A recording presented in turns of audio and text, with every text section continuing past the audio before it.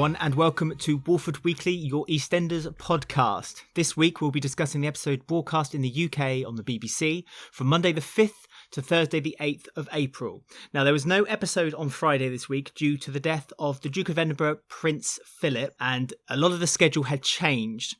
We cannot say if it aired outside of the UK, but we will only be focusing on 3 episodes this week, the Monday, Tuesday and Thursday episodes. But luckily for us, we are rejoined, I should say, by a legend, a king. He is Rob. Wow. These are getting better, these introductions. I think that we just have this podcast specially designed just for these mad intros. I like it. Hello. Hello. How are you? Yeah, very well. Sorry about last week, Rob. What happened last week? I was just told to record a section, send it in. I'm assuming there was no podcast last week. Was that right? No, there was a podcast. What do you mean there was a podcast? You did a podcast without me. Oh. Well, I trusted that you didn't listen to it because we never got our Absolutely not. We never got our usual Sunday morning text from you saying, "Oh, good podcast." No, of course I listened to it. It's very good. It's very good. I don't know who that guy is that was on with you. You've got good chemistry. I think you're in there, son. You should get together. Yeah, what, Ben? Oh no, I've had him. I've had him. He's history. He just comes in every now and then, you know. Does he now? Oh no! Yeah. So it was nice. It was nice to do a quick one with Ben, but well. No, it's even better that you're back, Rob. This week we're talking about the Slaters. We'll be talking about Ruby's handling with young children and lack thereof. We'll also be talking about Sheree and Patrick's story. And don't forget to keep listening to the end of the show where we may be reading out your comment from our social media. But shall we start with a newbie, a new person who joined the square, Zack. The brother of Sharon has now been introduced. Half brother. Sorry. I'm right, Sharon. Because that's what Sharon was doing all week this week. She kept telling everyone, half brother. And he kept doing this really annoying thing where he kept calling a sis. No one calls their sister sis. No one does that. Why is it on TV that whenever we have to have these little relationships that they always get, like, brothers always refer to their sister as sis? Have you ever heard anybody in real life say sis to their sister? But no, I know what you're saying. It's like, I don't call my brother bro because it would be embarrassing for all parties. You're too old to use phrases like that. Oh, hang on. Whoa. Christ. The age card is now being thrown at me. Yeah. What have I done wrong, Rob? What have I done? Nothing. I like Zack. It was a good sort of proper intro week for him this week. Let's be honest, most of his scenes this week were with Letitia Dean. So for that to be your first big load of scenes, let's be honest, like, pretty much everything we've seen with Zack so far has been sort of being filmed with EastEnders legends, like with Kathy and Sharon when his very first scenes, and now most of this week was with Sharon, and he, I think, performed really well with her. I think there's a good chemistry between them. I just need the sis thing to finish. Yeah, no, I like the actor. I think he's very good. I don't know if there was a few reservations from people because he's a Hollyoaks alumni. So is he? Yeah, so a few people kind of worried that there may be that. But then I don't. Again, I think it's unfair to say that. There's a lot of very good actors on Hollyoaks, so I don't think you can really compare. And I think the way he was introduced was very well done. You got a nice little backstory about Gavin, where Gavin, is it should we question the fact that Kathy didn't know anything about him for so long, but he lived with Gavin for quite a while? I don't know. It's difficult to. To be fair, I didn't think of that at all. What we learnt was, because I thought that the way that Gavin sort of brought them together was, dare I say it, quite clever. He gave Sharon this box that she couldn't get into in his will, and then gave Zack a key to which he had nothing to open it with. So he worked out that Sharon had the box somehow, and then they came together. So it was Gavin's way of getting the two of them together to meet. Worryingly, that I'm using a game show from the 90s as a reference here. Do you remember a show called Interceptor, where two people had to basically, one had a briefcase full of money, and another person had the key for the briefcase. They were plopped up in 2 different locations around the UK, and they had to meet up within an hour without a guy who had like a laser gun, who was called the Interceptor, who, if he shot the briefcase would stay permanently locked. I'm just telling you this, Rob, because this is a future game you'll be playing on the podcast. I was going to say, is this the game that we've got coming up up later as Ben got a laser gun somewhere in the UK. He's literally standing outside your window right now, trembling with excitement, ready to shoot you in the head. That sounds amazing. I must search for that on Twitter. And I love the fact that this story put your brain there of all places. It did. That's where it put it. Yeah. Wow. Yeah, and so somehow, basically, in this sort of roundabout way, Sharon and Zack were sort of forced together by Gavin. And then we sort of hear stories from Zack about when he was a kid. It sounds like Gavin was just as pleasant back then as he came to be when we met him. Sort of talking about like when Zack came home with some cakes that he wanted to show his dad because he was really proud of them as a kid, and then gave them, and then Gavin apparently stuck a cigarette in the middle of the cakes while he had all his mates around him and told him never to embarrass him ever again. Yeah. Sharon sat there like, yeah, well, he tried to kill me with a box of fireworks, love, so that's nothing. I win. But I could kind of feel for Zack. It's clearly still there as a big issue. It kind of definitely explains why he wasn't that enamoured by him at the funeral. She didn't want this relationship. It was all orchestrated by Jean, who saw the number, called him up and got him to basically said, Sharon lives here, come see her. But it was nice that they were given time to get to know each other rather than like just kind of forced together and then something mad had happened. It was just, yes, he went there with the intent of, as you say, to stealing whatever was in that lockbox, thinking it was money, but it wasn't. It was memorabilia, wasn't it? It was like memories of their, when they were children. Well, it was Sharon's baby bracelet and a Father's Day or birthday card from Zack when he was a kid, and that was it. So Zack's clearly in massive money issues at the moment. I am also really glad that they don't seem to be sort of continuing this story of Zack being pursued by the rest of Gavin's family. I think that seems to have gone by the wayside now. So we've gone straight into sort of Zack being a member of of Sharon's household because presumably he's going to stick around now. Yeah, I'm glad that was like a one and done deal. That you've not got this kind of following of family who are going to now find Sharon. Gangsters. Yeah, more gangster stuff. I think it's a shame. We could have had some more sort of gangster stereotypes. We've had Russians. And we've had London gangsters. I was quite looking forward to New York gangsters. Like from Goodfellas. Nice. Zack just meets somebody down the street, kind of flicking a coin and it's silhouetted beneath rubies. You got the money. Wow. Turning around or maybe like Mitchells can still meet someone from New York. Ben goes down, messes up the deal. If you mess this up, it goes to the Panasaur, see? I'd love it. It would be great. Anyway, carry on. Hang on, is this Bugsy Malone we're now discussing? Yeah. They're all going to start shooting each other with custard pies. Splurge guns. Yeah, splurge guns. You could have been anything that you want. Who did you play? It to be. Who did you play? I was a variety of parts. Okay. Like who? I got to be the one of the guys who went on and did that song, Bad Guys. One of the gangsters. One of the mobsters. Yeah. Well, I was a gangster, Alex, so sorry. That's why you love him so much. Exactly. It's my brethren. Were you in like one of the scenes where like they were trying to promote that boxer? Yes. So you wanna be a boxer. Boxer in the golden ring. Yep. Home. It's great. I love Bugsy Malone. They normally show that over Easter. They never showed that this year. Oh. But to be fair, it's on every single streaming site to ever exists these days. So is it? I think so. I'm pretty sure it's on Netflix.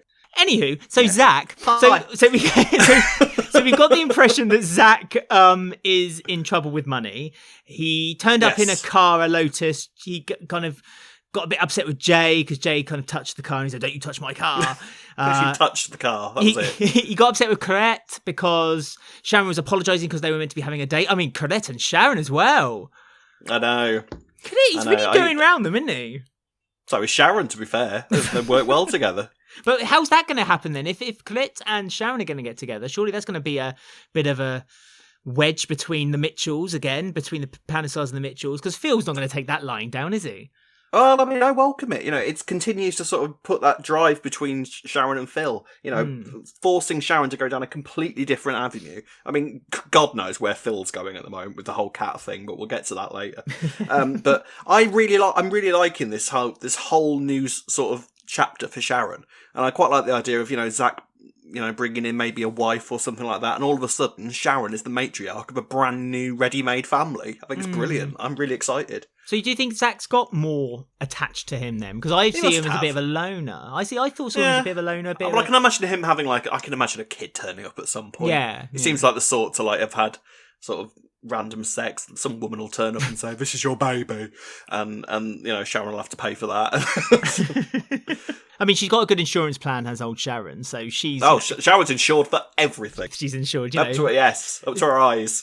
And even her eyes are insured, and quite right too. Her eyelashes should be insured. Yeah, and her legs. They should be insured too. So we talked about Jean, who had introduced Zack into the square. But Jean's been having a few issues of her own this week because Stacey got her court case heard and she's got a year, and it's kind of broken the Slaters apart even more now. Lily's kind of winding Ruby up a little bit. I mean, what do you think about Ruby and the way she's being treated by the other characters at the moment? Do you think it's unfair that Ruby's being treated this way? Do you think? For me, this is the thing. We've got to remember also that Ruby has gone through a miscarriage. That can't be forgotten about. Yeah. To be fair, I find it extremely difficult to sympathise with Lily in any way whatsoever because she's just so unlikable. Again, nothing to do with the actress. No. She's a great actress, but Lily's supposed to be about 10, isn't she? I mean, she has grown up very quickly. Very quickly, and she's just walking around with some huge Machiavellian brain, and just with this constant sort of smirky, evil expression on her face. You know those children who just look evil, like the Omen. She's literally a female version of Damien, Demora or something, Doreen. I don't know, but she is. But she is I just find I don't like her at the moment, and it's I can't imagine that I'm supposed to either. Am I supposed to have sympathy for Lily at the moment? See, this is what confuses me a little bit because I don't know. Are we not meant to support Ruby or Lily in this situation? Are we just basically meant to be pro? Are we supposed to just shake our heads and toss at them both? Yeah, and say, they're both as bad as one another. It takes two to tango. Like a disgruntled parent. Being a bit upset at our children. Because I get she needs grounding and she needs sectioning. Story done. I think I've said this before. I feel sorry for Martin because he literally is the piggy in the middle. He's the one who's always mopping up everything that goes wrong. If Lily does something wrong, he's the one who mops it up. If Ruby does something wrong, he's the one who mops it up. Martin is now it's clearly now going to just be that sort of middleman, isn't he? Like you just said, but he's clearly going to be the person who is too scared to say anything to either of them. Yeah. Oh, but Ruby's going through a lot. Oh, but Lily's going through a lot. And that's all Martin's role is going to be throughout this. We have travelled from dangerous, murderous Martin to absolute kind of under the thumb of both women in his life, Martin. So Martin's kind of just going to be a fairly useless role in all of this because he's not going to do anything about either of them. He tried to do something this week about it because after Lily had upset Ruby, he had a word with Lily. Cutting up her dead mother's wedding dress that was at the back of the wardrobe. No, this is a huge bone of contention now, Rob. Why? How does she have her dead mother's wedding dress? Because she was saved from a fire by her dad, Johnny. So what, he chose her by accident. He was meant to save her sister. So with that implication, we're meant to believe that he was in a panic. He literally grabbed the first human he could find, drag her out, and then her sister and her mum died in the fire. But now we're meant to believe that he went, saved Ruby, then thought, you know what, I really want to keep my wife's wedding dress as well. And so then instead of saving anyone else, went to save the wedding dress. Just because the house burnt down, it doesn't mean that they. The wedding dress is made of titanium. No, I'm sorry. No, you've just decided that it can't be. That's because you're so keen to criticise them. It could have been anywhere. It could have been hired. If that's the case, if it was hired, she wouldn't have the dress at all, then, would she? Because it would have been hired. But it could have been anywhere. Could have been anywhere. Okay, but then why are we left to fill in those gaps? Why couldn't they have just put a nice little line in there where Ruby said, oh, my Auntie Julie or something looked after this wedding dress and she gave it to me after she died? Maybe they did. And you were too busy gesticulating over the line to pay attention to it, and I was too busy going, yes, that makes perfect sense. Absolutely, to pay attention to it. They did not. They did not explain it, and it Sorry, but no, it was not explained. And the fact that we are here sitting, having to fill in the gaps ourselves is not right either. I didn't really think about it. It didn't seem like a massive plot hole to me. It's a huge plot hole. Why? Because the whole Ruby story was that she was saved from a fire by her father. Yeah. By accident, because she wasn't his favourite, and that basically her mum and her sister had died in the house fire. Now, okay, if he had another property, we don't know that. If he kept it in locked storage somewhere, we don't know that. If he hired it, we don't know any of that. So we're left with the information that we have. And the information that we have is that in that fire, that wedding dress probably would have been stored in, say, the attic, and it got burnt with everything else in that place. Now, why did it have to have got burnt with everything else? Because that's the information we've been given about that dress and the family. You weren't told. All you were told is that the house burnt down and Ruby was put. It doesn't say that if a house burns down, it doesn't necessarily mean that absolutely everything inside it has been destroyed. You could have salvaged anything out. But so then, with that logic, you're saying that the dress was put in like a titanium suitcase. No, I'm saying nothing of the sort. And then nothing got I can't burnt speak to you anymore. You're being ridiculous. I'm not being ridiculous. You've become insane. With the information we were given. I'm not become insane. With the information we were given, that is how we're meant to figure out is where the dress came from.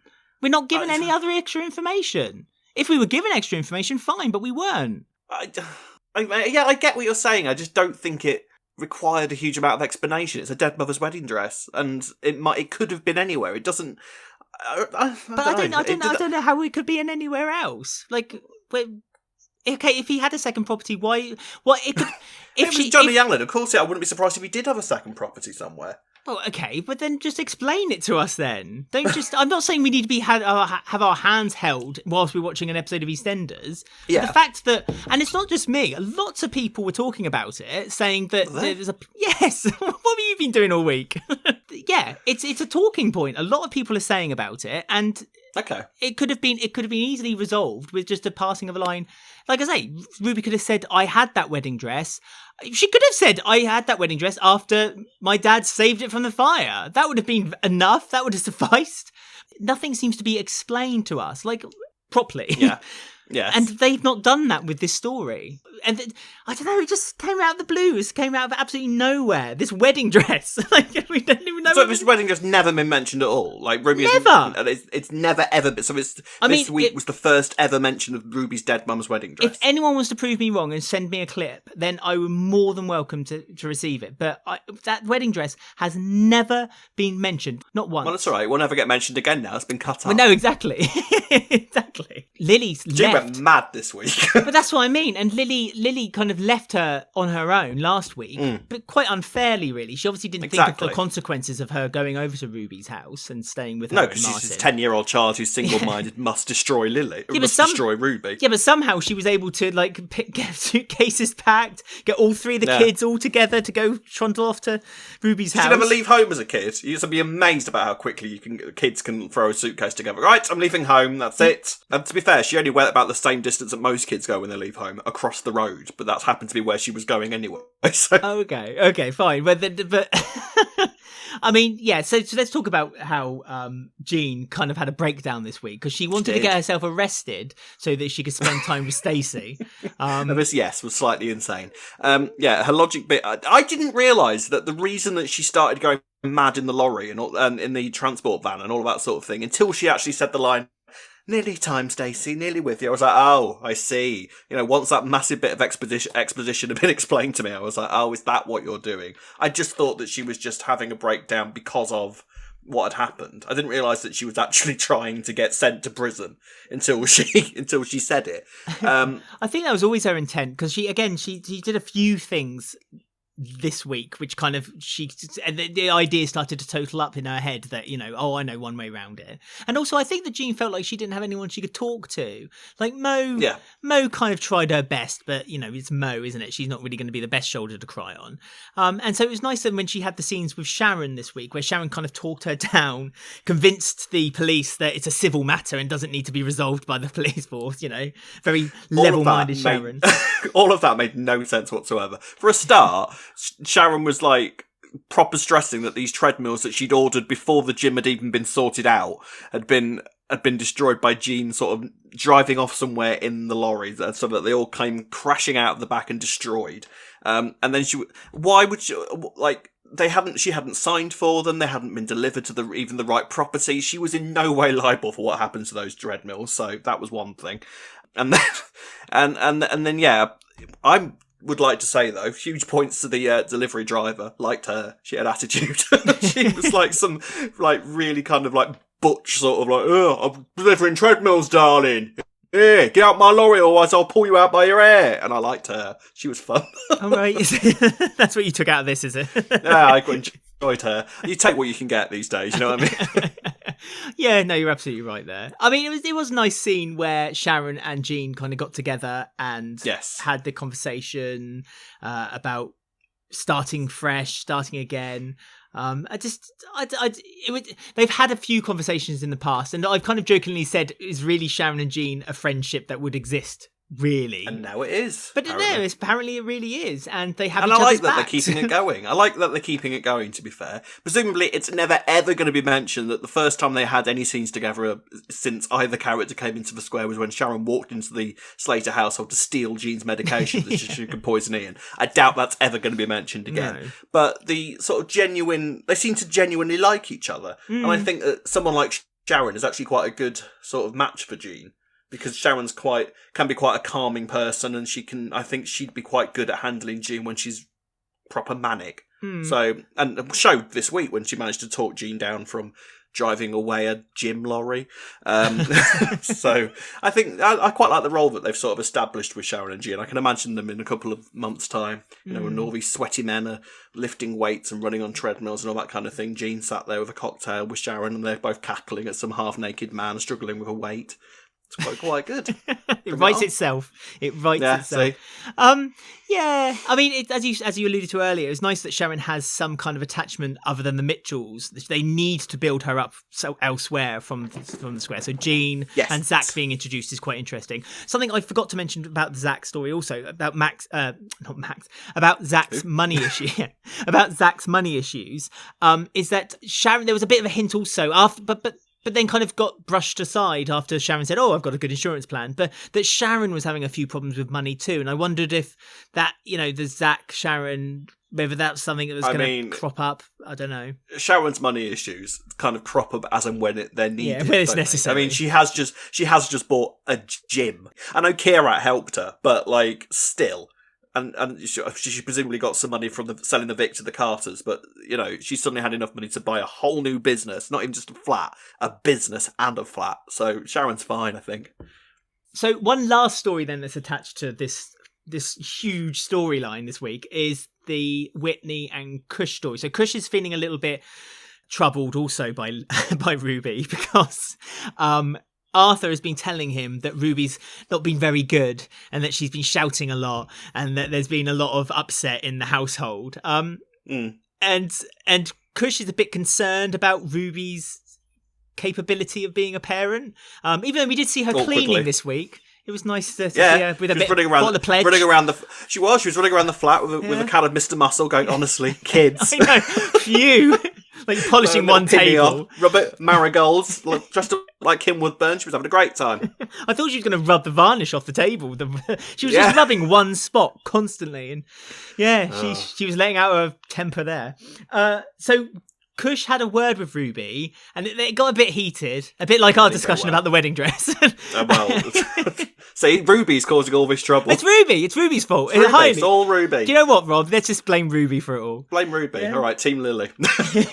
And Kush threatened her to say that I'll tell Martin everything that about you telling me to run away with Arthur. I thought Martin already knew. I thought this was all. Yeah, but that's all done, isn't it? Well, yeah. I thought that had all been done and dusted. Clearly, we're not paying enough attention. No. Well, Stacey mentioned it, and then it was.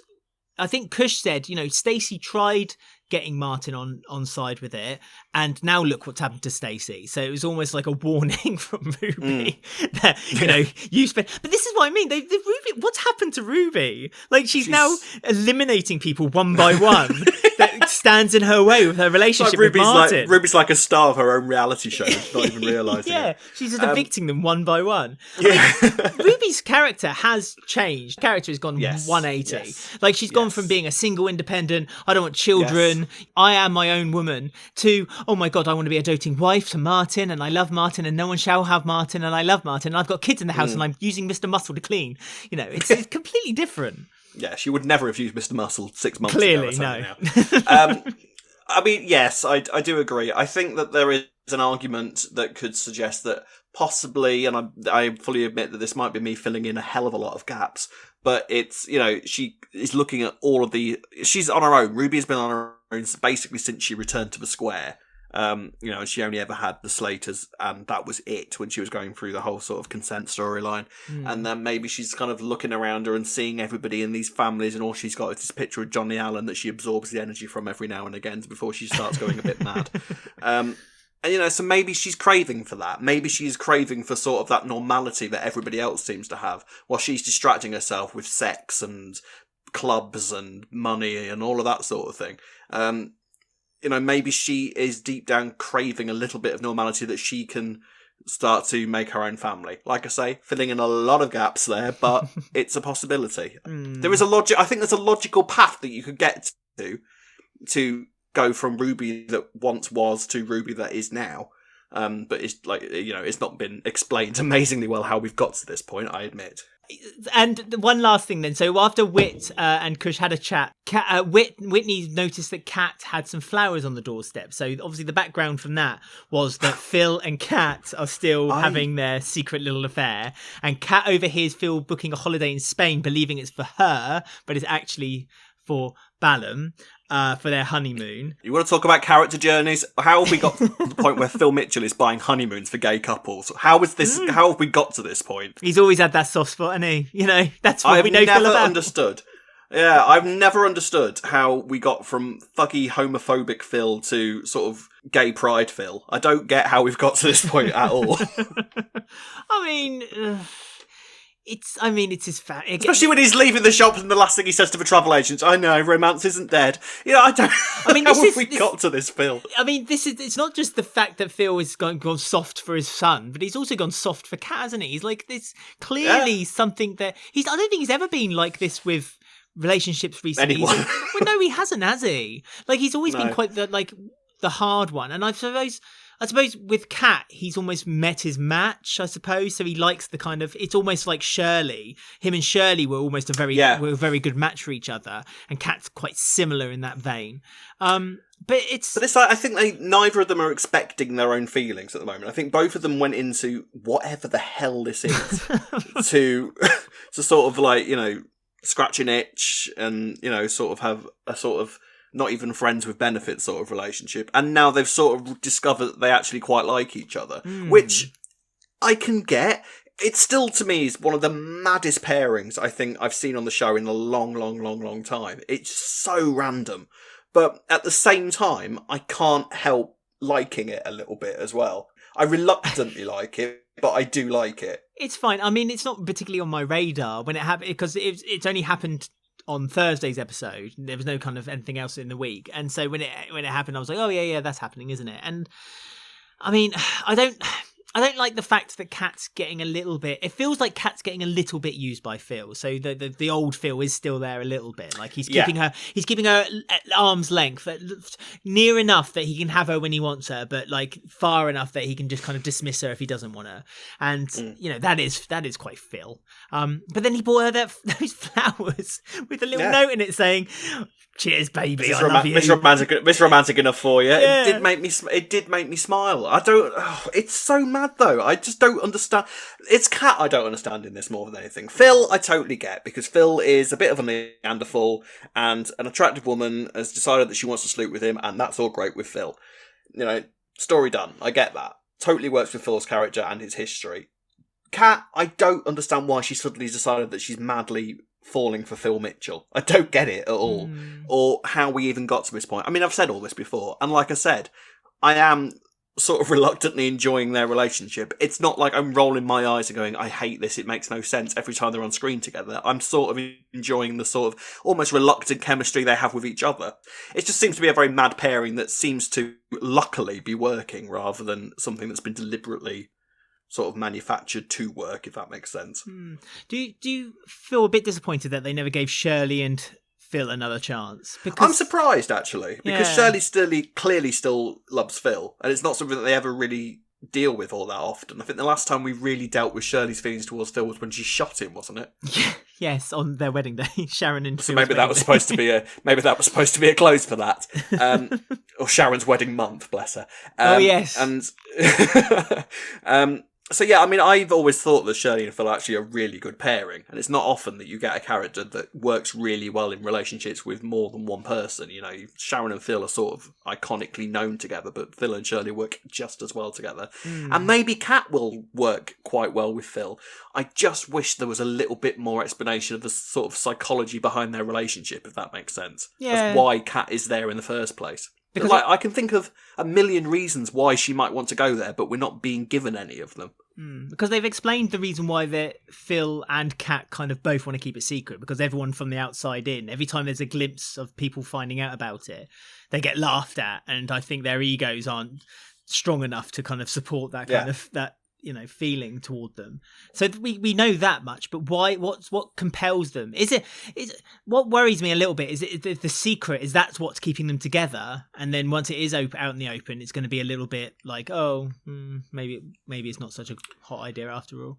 Yeah, I mean, the thing that we don't want to happen is for Kat to become the new Sharon in when she's with Phil. You know, to sort of just be constantly under the thumb, being a yes woman to Phil at all times, because that isn't Kat in any way, shape, or form. I don't know. We'll see. They seem to be like they're going on a date. I'm assuming it's the next episode, so we'll see how that goes. Oh, that'd be nice. Where are they going? The Italian round the corner. Probably. They're not even that. Probably Clunkies. Clunkies, yeah. Phil. So that was the marathon. That was the Slater story, pretty much. The week. Big, wasn't it? Yeah, there was loads. There's three little stories that also happened this week, and we have Sheree being a bit worried about her son. Still trying to warn Lola away, kind of saying to her that it's all nice and fluffy right now, but in the future it's going to be not so great. I think we are basically guaranteeing ourselves a breakdown by Issac at some point, even though he's been fine for years. It kind of feels pointless making him a schizophrenic if we're not going to see sort of the other side of it, really, isn't it? Yeah, I get that, but it's just, I don't know. It feels like one of those shoehorn stories, doesn't it? Yeah, we're going to have a point of view episode that's going to be written by Simon Ashdown. I'm telling you now, it's coming. It is coming. Yeah, so Lola, to be fair, is being quite adult about the situation up until the point where she decides to tell Peter. So now basically the whole square is going to find out, which is where I think all the people to tell. I know, and he's a flat earther. I mean that was a discovery this week. No, not in the slightest. But the fact that they've actually declared it made me just so angry. God, Peter, what's wrong with you? Honestly. So yes, he probably can't even spell Earth. He probably spells Earth ERF. I mean, so it's going to come out now, isn't it? And I think it's going to upset Isaac. Probably upset Isaac to the point that it brings him to maybe the brink of a breakdown of some sort. Sheree will be like, haha, told you so. Lola will be like, it's fine, I'll sort it all out. And then Lola will basically get herself in a bit of a mess and basically make things worse. That's how I predict it's going to happen. I mean, I would like to think that they're not going to write it that it is that easy for Isaac to suddenly have this huge schizophrenic episode just because Peter Beale has told a few people that he's got this disorder. Yeah, but it's a secret, isn't it? He's kept this secret for such a long time. He gave the secret to Lola as as a kind of like a I trust confidant you thing. Yeah. Confidant. Yeah. And Lola then went out and blabbed it. I mean, I was rooting for Lola. I thought, yes, Lola, you tell Sheree you can look after him, you'll be fine. And then does that. It's like, anybody to tell. I mean, even if she told Ben, that would have made more sort of sense than telling Peter. Although I would argue that it seems that Sheree is more secretive about this sort of thing than Issac is, because I think Issac is sort of pleased with himself as how normal a life he's managed to live, like, you know, being a teacher and managing to get himself to a relationship. He feels like, yes, this is a conversation I have to have with each new partner that comes along, but I think he's sort of coping with it well, and he says, like, you know, he's not had a schizophrenic episode for a long time. So it seems to me unlikely that I think something bigger will have to happen before we get to that stage, I'd like to think. I just think this is already their very, very, very young relationship where they've been together 3 weeks, and this is already going to be a thing that's going to come between them. I mean, it's Lola's own fault. She shouldn't have leaked the information. I know she was feeling down, but I mean, she could have gone to Callum. Well, she was just sulking, wasn't she? Yeah. That's the only reason that she said it in the first place. She was just sulking. That's the Lola we know and love. Yeah, that's it. Exactly. That's what we appreciate. I mean, all I was going to say, Sheree's stressed enough this week because Patrick has been given some sort of letter from the hospital saying that they wanted to be part of this sort of, was it some sort of experimental stroke program? Yeah, and Patrick wants to do it. But then Sheree's worried because he's had COVID, and everyone else is like, what? He's had what? and yeah, so she's panicking enough as it is, and then she's also got this whole thing going on with Issac and Lola where she is basically foreseeing nothing but disaster. And I can't imagine where she'd get such an idea from. Issac is supporting Patrick though, and kind of saying, you know, he's taking ownership of what he wants to do. He's beaten the illness. He wants to find another way of helping other people to do it too. So I liked that. I liked that Issac was on Team Patrick. But Sheree just isn't convinced, is she? She just thinks that she needs to literally wrap everyone around her in cotton wool. She's trying to look after Issac, she's trying to look after Patrick, and I think it's almost doing more damage than good to them by allowing this to happen. And ultimately, obviously, Sheree's gonna feel justified in doing this. Presumably, when things go wrong with Lola, and it will not be when, because it's Lola. The thing with Patrick, I mean, I don't think she needs to be madly worried about it, because presumably the hospital wouldn't be sort of putting Patrick forward for this if he didn't think that he was capable. I mean, let's be fair, he's come home and was pretty much okay from his stroke within the space of about 2 weeks, so I'm sure he's fine to go to have some slightly different medication. Yeah, considering his first stroke, he was out of play. He was literally hospitalised for about half a year, wasn't he? Like, couldn't move, couldn't speak, couldn't do anything. Yeah. This time, I'm pretty sure he was sort of like dancing around a little bit after 2 weeks, so I think he's okay, Sheree. Chill out, love. Well, I mean, again, it was... Let's just say that it perhaps was used as a plot device for a certain for certain story that now we've heard nothing about. Like, oh god, yeah. What is Chelsea doing? I mean, we all thought, okay, we can get through this. We can support it if it means that we get a cool character like Chelsea introduced into the show.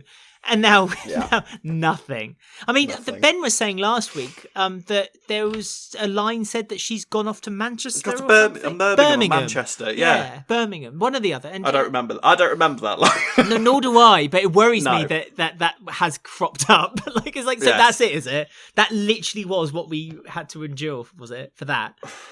Yeah, the whole story was written just to sort of change Chelsea's geography outside the soap from wherever she was to Birmingham. Yeah. Oh my goodness. Oh God. She will be back at some point, I'm sure. To be honest with you, I'm glad of the break. Because the longer that Chelsea isn't on screen, the further away we get from that story that was what it was. And then Chelsea can sort of come back and new stuff can happen with her. Because she's a great actress and I'll be pleased to see her back, but just long enough away so that whole thing is swept under the carpet and we can move on. Please. Okay. Well, let's sweep that under the carpet then and move on to another story this week. Yes, quick. Bernie's found love now. Everyone's falling in love on the square. It really is. I like Molly. Yeah, Molly's pretty cool, actually. Molly is the owner of the dog Ziggy, previously known as Banjo, but also known as, on this podcast, as Bingo. But I don't know where we got... I don't know where... It was me, mainly. I don't know where I got Bingo from. I blame you. It's making me say wrong words. Fair enough. I'm just a punching bag. I take all blame, to be honest with you. That's fine. I'm sure you've got a dartboard in your bedroom with my face on. Just every now and then, when I say something, you just throw a dart. Yes, except I call it a dirt board in your honour.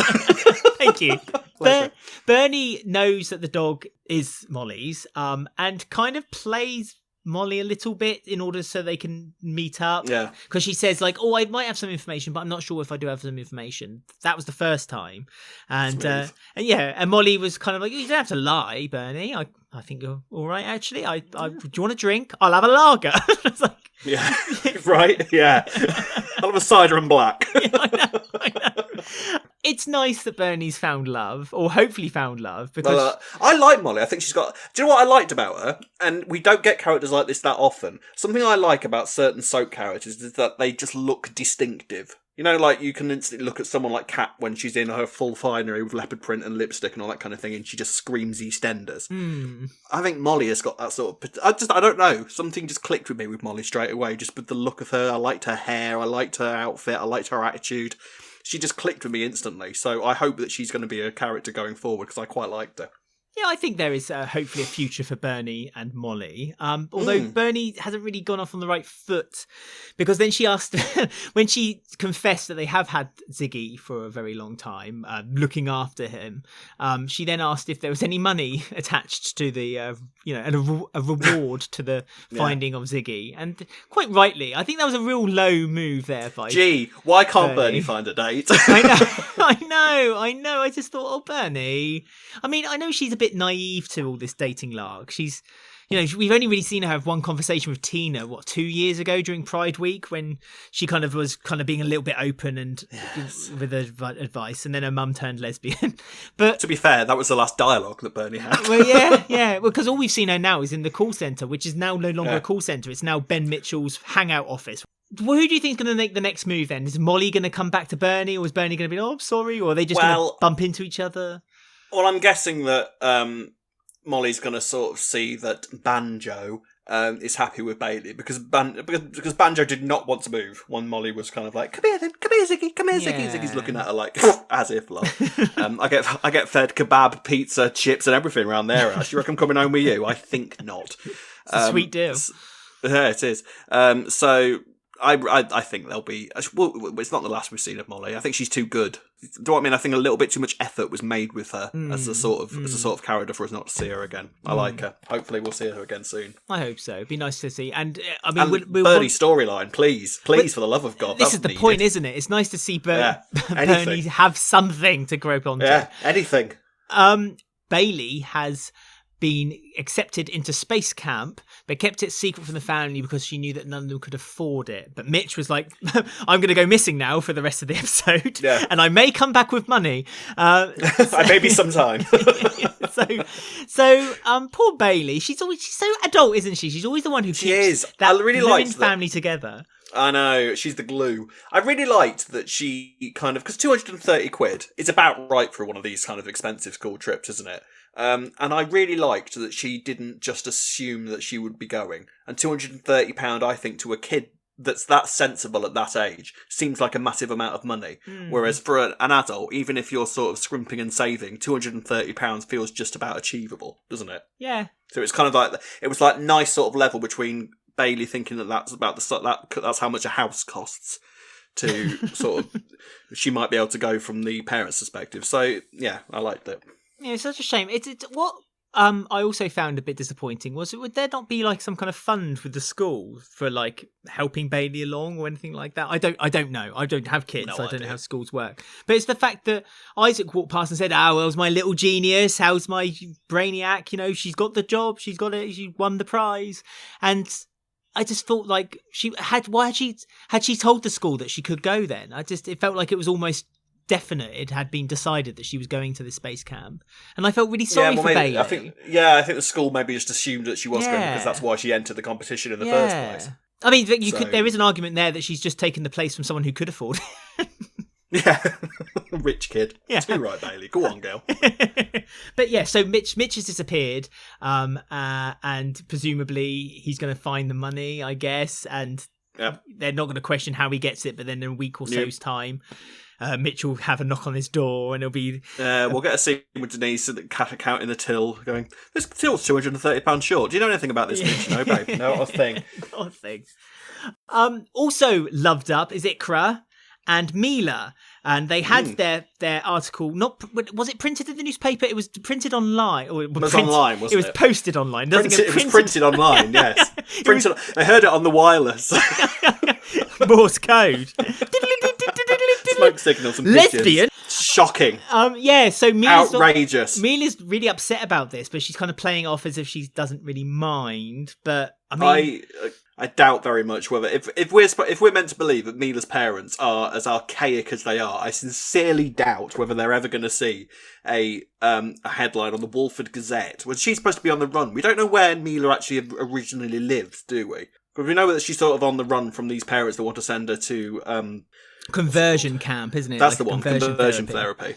Which, I think we all said last week separately, I want them to pursue that because I think that would be an amazing issue to cover. I can't imagine that her parents are going to be that bothered. But then the way it's being written at the moment, I'm guessing that all of her family individually will have seen the article at some point and will soon track her down. Yeah, it got shared on one of the auntie's Facebook posts. Yeah. that kind of scenario. Isn't this your niece? Just haven't seen her in a while. She's a lesbian. Did you know? It's disgusting.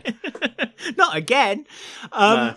So yeah, I'm quite excited actually to see what family come and visit her. Will it be just the mum? Will it be a mum and maybe a brother, a sibling of some sort? I don't know. I am excited to see if it does carry on. They wait till they meet Phil, the gay supporter Walford needs. Yeah, he's going to be fully supportive. I mean, he's beaten people up over his gay homophobes. rights. Phil's journey, I tell you, we're one step away from Phil having gay flags painted on his cheeks on the next Pride. I tell you, I can't wait. I would love that. So yeah, it was kind of just left with Mila looking a little bit worried when Iqra said, I'm sure everything will be okay. Hopefully. Famous last words. Yeah, there's going to be more. This is going to be the best Christmas Walford's ever seen. That sort of famous last word. Oh, God.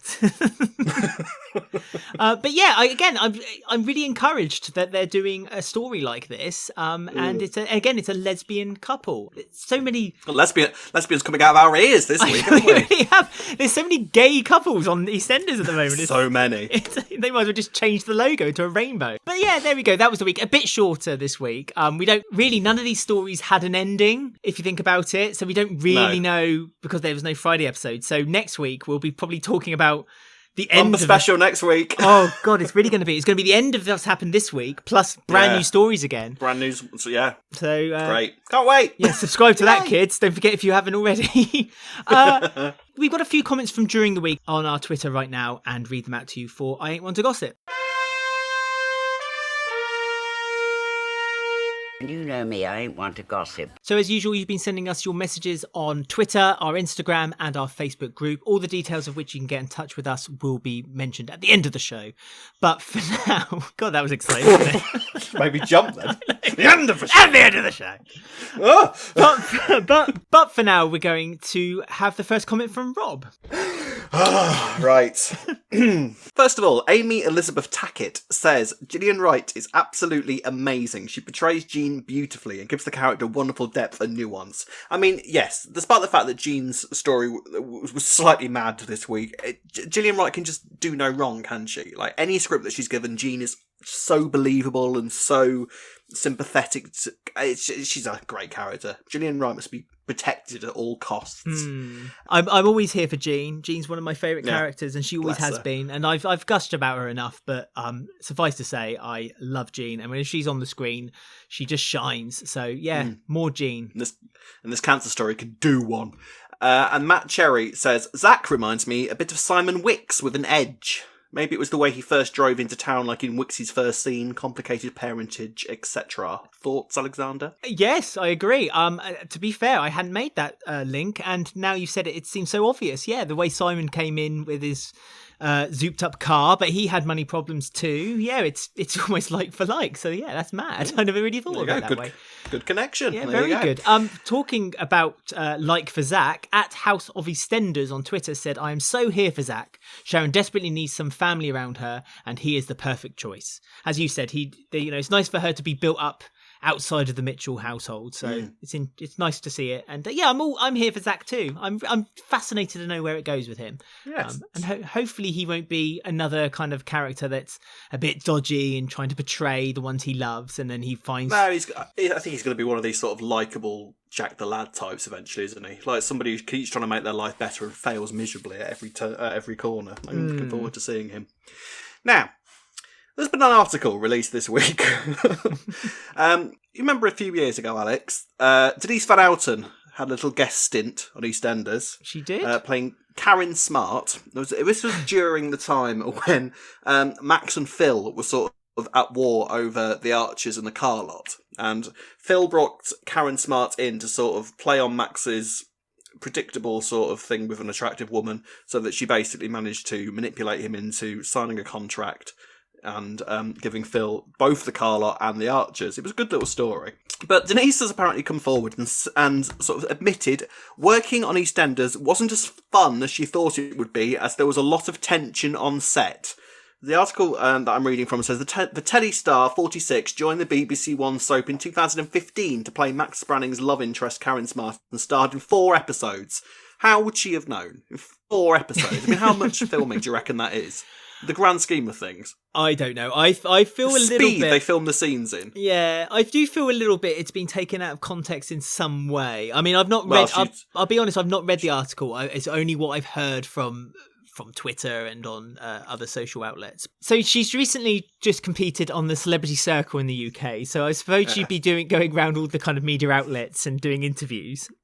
And so I don't know, it must have been brought up at some point. Now you were in EastEnders once. What was that like? And she might have I just got this, because I like Denise Van Outen and I don't want her to be seen. Yes, so do I. I can't imagine her being this kind of like bitchy, kind of backstabbing. No. She knows that this is the industry, and so I think Denise Van Outen is much more intelligent than to slag off something that could potentially give her work in the future.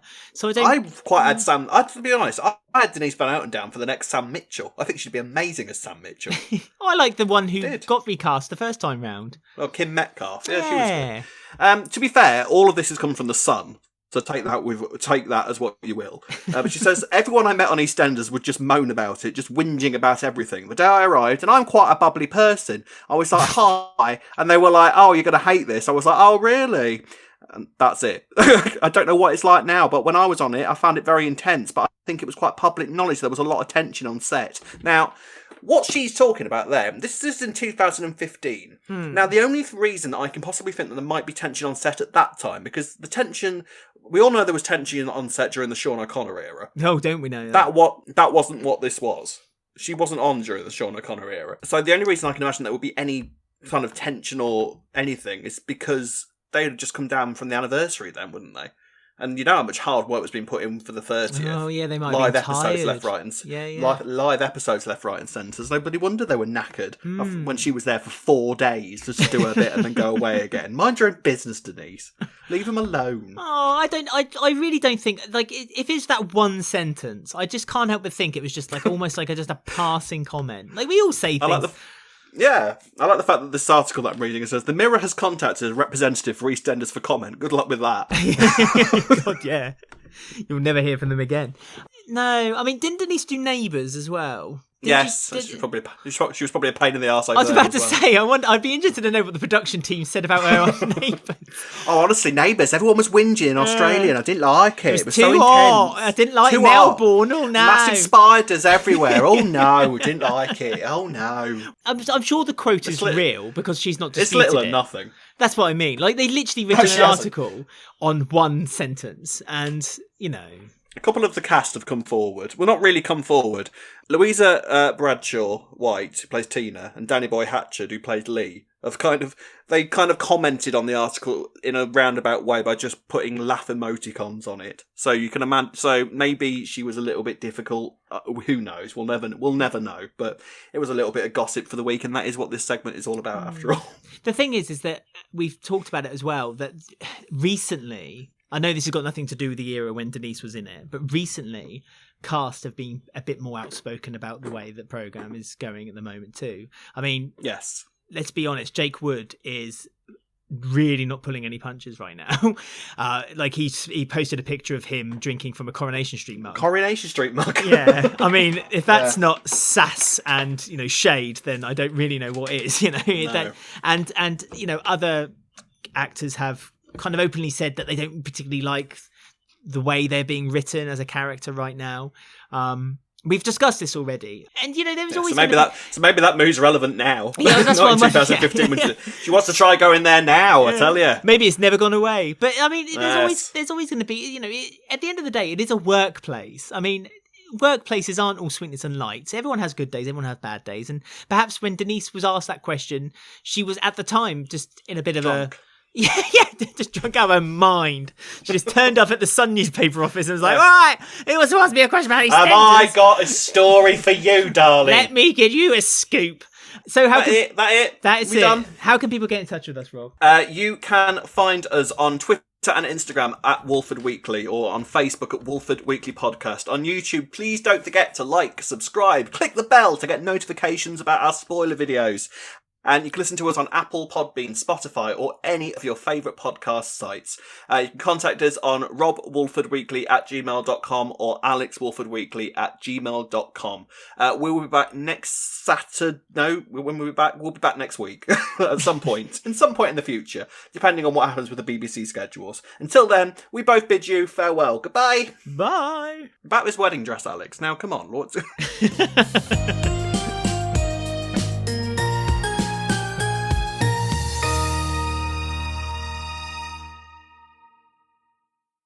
A small ornament or item of jewellery that is of little value. Yeah, that's me. I'm a trinket. Yeah.